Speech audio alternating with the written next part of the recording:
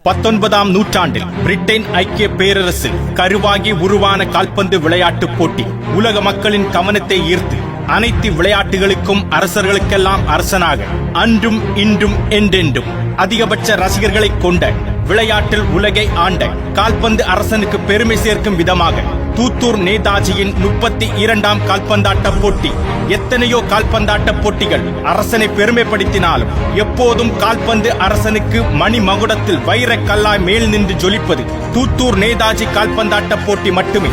ஓர் தாயானவள் தன் கருவை 10 திங்கள் சுமக்கிறாளே என்றால் இந்த பாரம்பரியமும் பெருமையும் கொண்ட கால்பந்தாட்ட போட்டியை 32 வருடங்களாக தூத்தூர் நேதாஜி படிப்பகமானது சுமக்கின்றது என்பதில் மட்டற்ற மகிழ்ச்சி.